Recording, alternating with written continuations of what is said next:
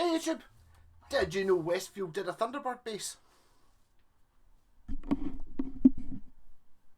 Yeah, so a little bit louder then. Did you know Westfield made a Thunderbird bass? Well, they did, and here it is. This one is missing. Still, it's got the screw holes, but it's missing the scratch plate. Yeah, so I just picked this up the other day. Yeah, so it's actually, is it? In some ways, it's actually better than the Epiphone one. I'm not a huge fan of Thunderbird anyway. It's like, you get neck heavy. Well, it's like beyond neck heavy. I think the reason this part is this shape is so you've got a chance of, if you want to scratch your leg there or something, you need this hand to counterbalance it, because it's just neck heavy's an understatement. But that's just a design thing with Thunderbirds of any type. Yeah, so bought on neck, different colour. It kind of looks weird because the Epiphone ones, they use the same stain on the body as they do in the neck. This one's got much darker. In fact, it's actually black on the back. So it's got like a wood grain on the front, but on the back it's the sunburst just stays black on the back. Whether that makes any difference or not. Decent tuners, full scale length, 2 humbucker pickups, 2 volumes and a tone. Looking at it, I just noticed, is it compulsive just noticing that there's a bigger gap between this knob and this knob than there is between this knob and this knob? Does it make any difference? No, it doesn't, but I notice it. And see how, like a obviously the original Thunderbirds are through neck, so there's this raised section in the centre. Actually, who's it? A pal can't stand that because the raised bit gets really in the way when you're doing popping and slapping. So on this one, the raised bit is actually not there. It's I thought it looked like someone had actually drawn these lines on in pen, but they're actually in below the sunburst. So I think somebody's drawn these lines on with what looks like pen before the guitar was painted in the factory. P-bass bridge, much better than that Epiphone, the 3-prong thing, which, although I do have some guitars that have got them, P-bass bridge is a much better design. It's just simpler, just does the job. So I turn it on, volume up full, tone it full, neck pickup.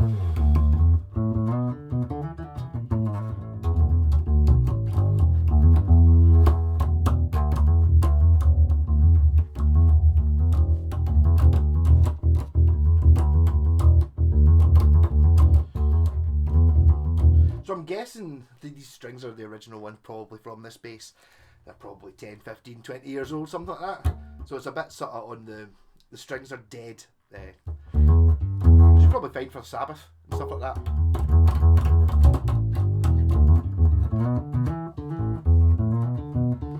I'm struggling with the general neck heaviness of the whole thing.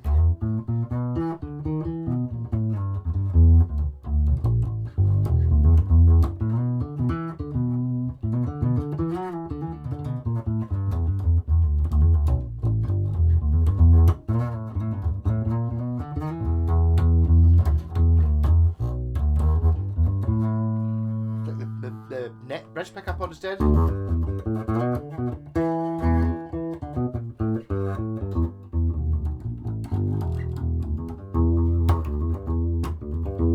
So I've not done anything to this bass. I tightened up the volume controls.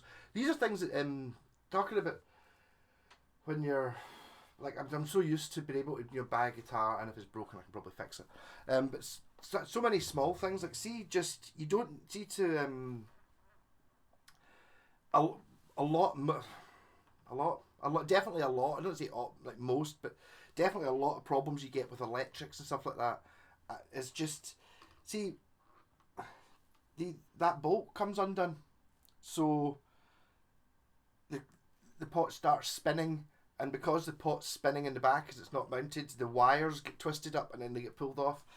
So if you've got like a wobbly volume control and stuff like that, you don't need to have any like ability to solder or do anything technical. You take out 3 screws on the back of this plate here. You pull off the knob, you get like an adjustable spanner or something like that, and then you hold the back of the knob, and then you just tighten it up. So just do that on for your own guitars. So a number of people have got they've got like a wobbly volume pot that stays there forever. Okay, I can see it being a bit annoying if it's a Strat, because a Strat you have to take off the strings and the scratch plate to get at the knobs, but on like any sort of Gibson like that, you get to them from the bottom, from the back. So you 5 minutes or 10 minutes if you've no idea what you're doing, and that includes the time it takes to find a screwdriver.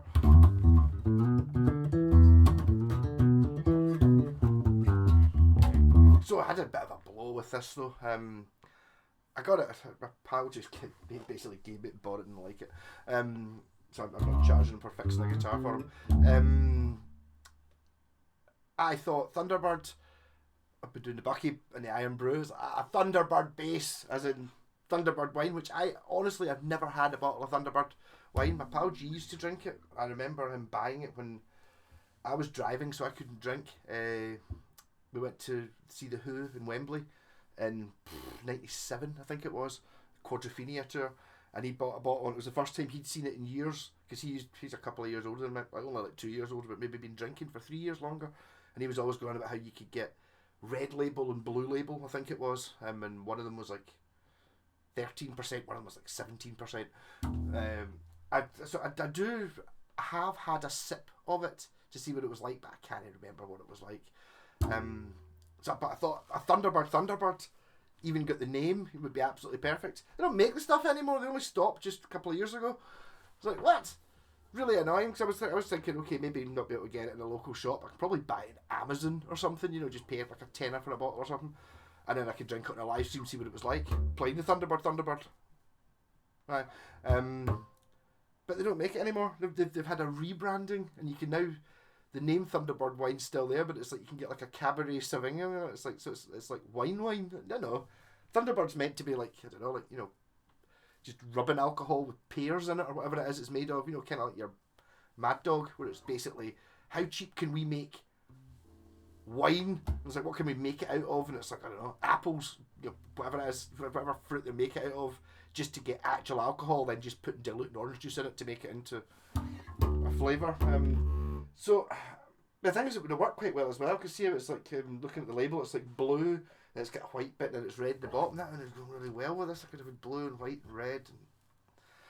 And then I started thinking I could have a switch on it as well, which would give me, as I said, there was a red label and a blue label. Well, the switch could be like, like both pickups and single coil, and it could be both pickups and single coil for the lightweight blue label one, and then the red switch, which would make them both humbuckers or put them in CDs or something like that. So if anyone's got like an old bottle of Thunderbird, so I can nab the label off it, it's really annoying. Or is anyone still? I mean, it's not the sort of shit that's going to go out of date. You might find there's like at your local shop might have like a dusty bottle at the back of the shelf. If anyone's got one, I'm interested, because I really quite fancy it being a Thunderbird. And C6 Steve drank an entire bottle after 2 songs when I saw him live at Inverary Castle.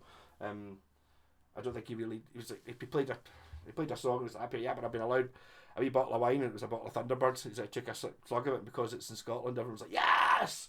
So he was like, hey! It was like, everyone's cheering. Quite funny. But I mean, it's just the same as the Epiphone one. There's not if I had to buy one of the two and they were both the same price, I would just take the Epiphone one, because you'd be able to sell it better, because it's Epiphone, it was good.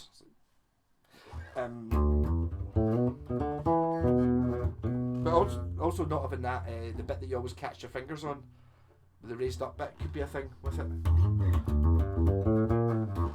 I like P basses, I'm not really.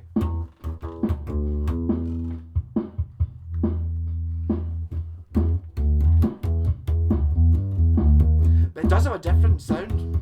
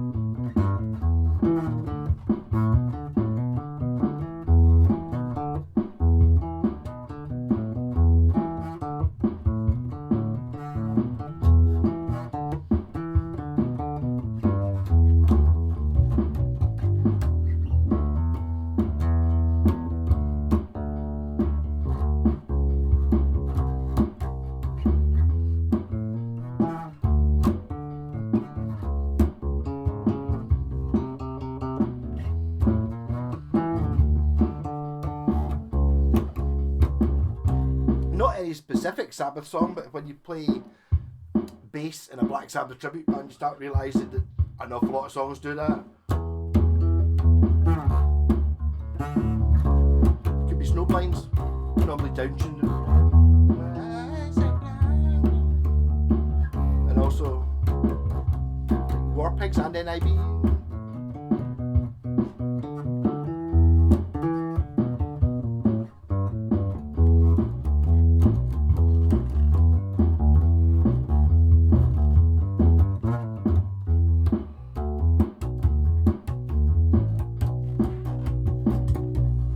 I'm going to stick on the guitar amp as well with some fuzz there. Yeah, maybe it does make it more sense. No, interesting.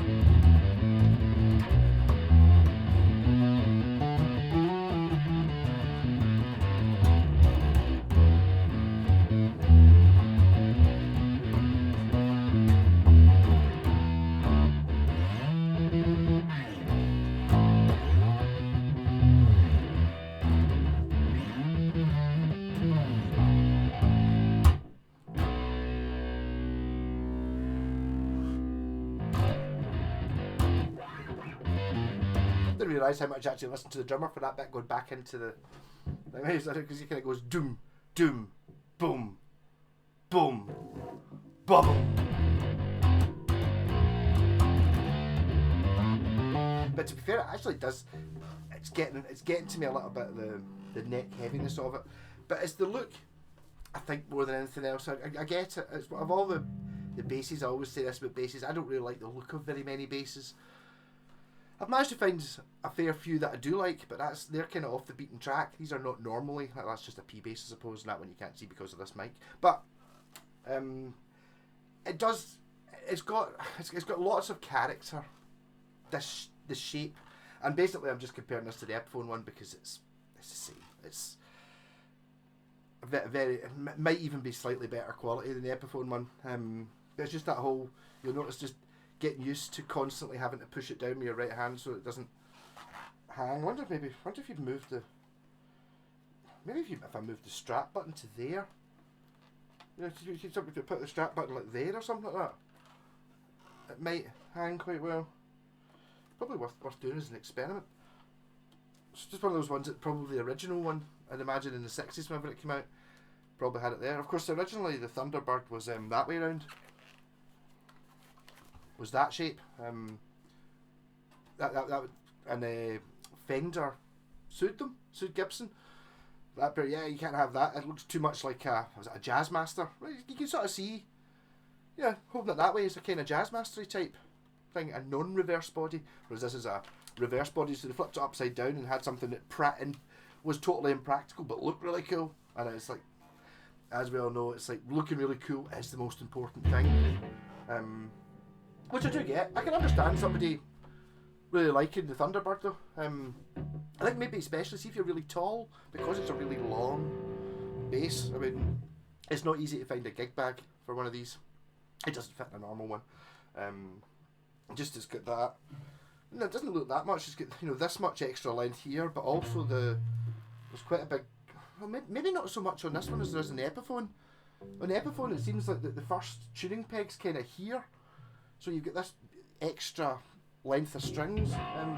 Whereas this one's a little bit less. That's kind of just more like a sort of P bassy type. I'm looking at the two P basses up there, both of them are to the side. But yeah. But I kind of like the sound, actually. It doesn't sound like a P bass. It's got its own thing going on. Or maybe that's partly to do with the super, super dead strings, but...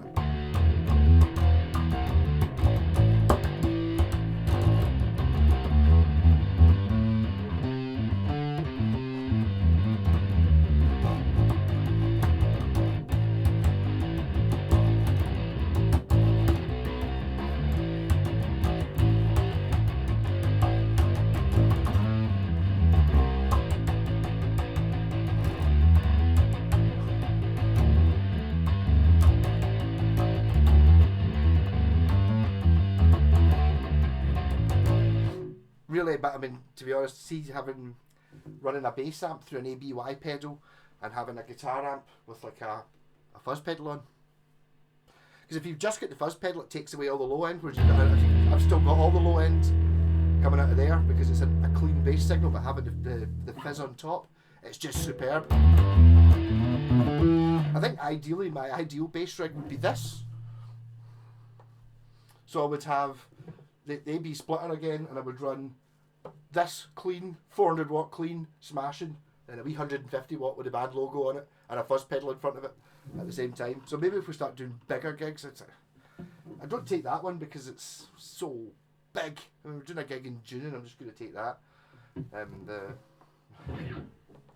tandem just drove down the street. I've not seen a tandem in years. Talking to the guitarist from Aranthrax who we're supporting at this gig in Bathgate. As he walks in, he was like, up here, whatever, I can't remember what the bass player's name is. Met him a couple of times. Up here, Davey's gonna love that, or whatever his name was. And it's up here, yeah, well, I'm not using that. I'm not taking that. Not a 40 minute set taking the beast. So I don't think so. I'll probably just take that. That means I don't need to unbolt the seats in the back of the car to fit it in. But I'm already talking about, well, ideally I would have all three. Wouldn't that be super?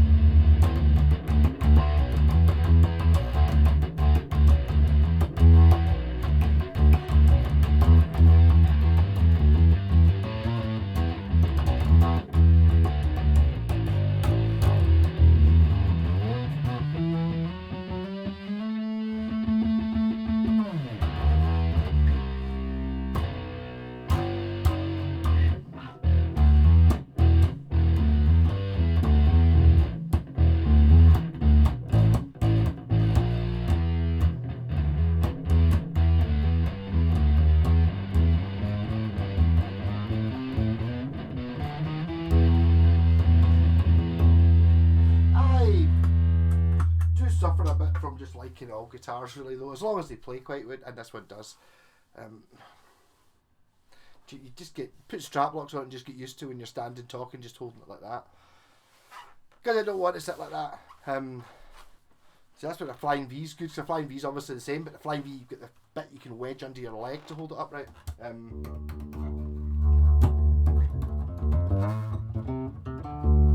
Yeah, so I mean, if you're looking for a bass for yourself, for playing in the studio, and it also looked really cool hanging in the wall as well, I'm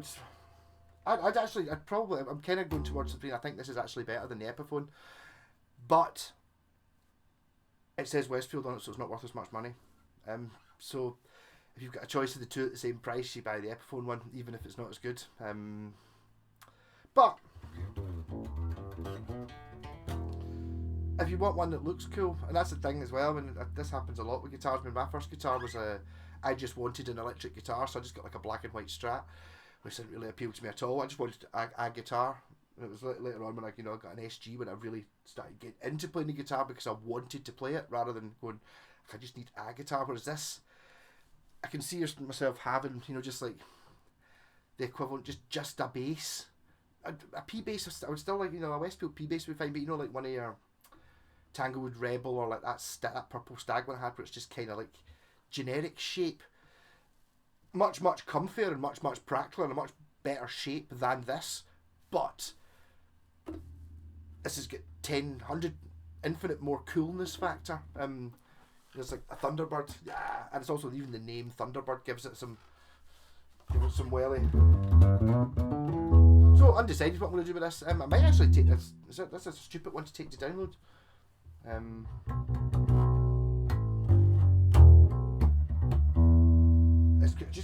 I'm just sitting there thinking, sitting around like a barbecue, like trying to play this, you know, like or you'll take the Wii V because it's small and portable, and that's like, here you go, this, it's obviously going to be sticking into someone's face there and jamming someone's ribs in the side. Could be fun though.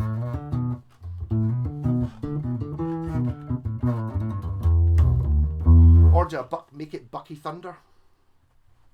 It's like I'm looking at this as an opportunity. Okay, I mean, it doesn't look that bad, to be honest. It doesn't have the original scratch plate, so I would have to make one. I'd probably make it out of the metal checker plate. But should I just make it a Bucky one?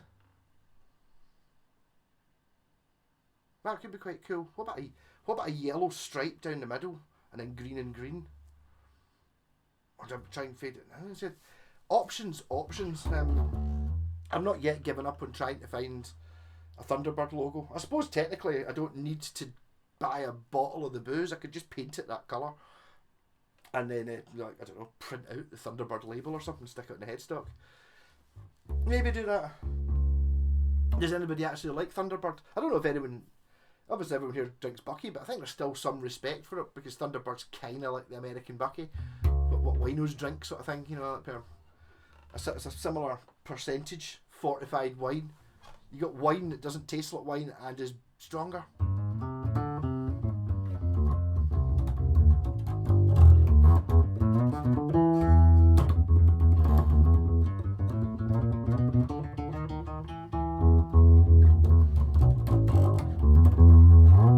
So, I don't know, answers on a postcard, or you can even write them in the comments. What should I do with this Westy Thunderbird base? Anyone want to swap it for something? Maybe, I don't know. Yeah, could be something quite interesting. Yeah, any Westfield collectors out there? I mean, if you're going to collect guitars, why not? Westfield would actually be quite an interesting one because you could kind of, obviously you get Strats and Tellys and normal ones, but they kind of made everything like one or two of.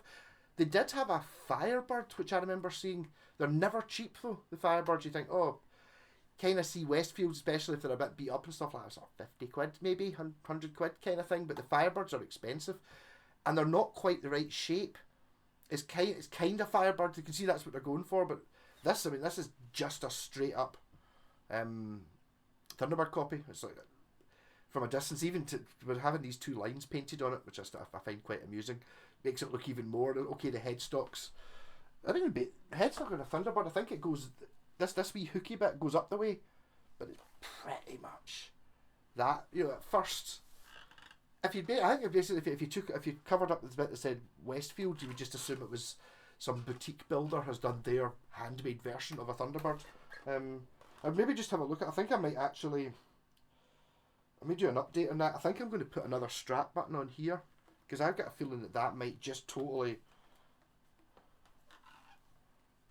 or even on the neck plate. In fact, can I do something that's really stupid? I'm going to do something really stupid.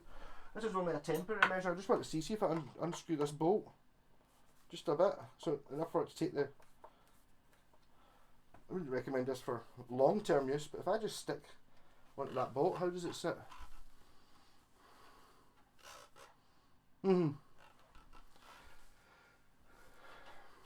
Definitely doesn't have the same. Have I just solved the Thunderbird design problem? Is it really that simple? I mean, it's still slightly neck heavy, but not. You know, it's not like as soon as you let go of it, it's going to hit the stage. Oh, it's a really squeaky strap on this one. Top.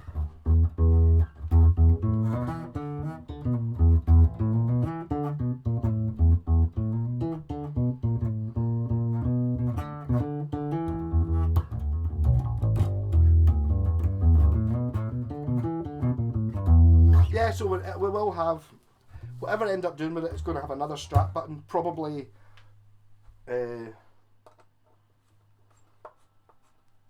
forget about it. Probably maybe in the centre. I want it as far out as possible. So what I had to do with my double neck was put it on there, but that's too much. Just basically somewhere like that would it changes the whole shape of the base. As soon as you've got it on here, suddenly you've just got this low slung wants to be at this angle thing going on. I mean, I'm really, I'm literally holding up the entire base like that. It's like, I don't know where your point of balance is. It's still. I was expecting the point of balance to be there. It's totally not. It's inside the body somewhere. Anyway, enough gibbering, jabbering, and talking rubbish for 26 minutes. Catch you later. Whether I put this video out or not, I'll probably put it out when I don't have time to do another one at some point.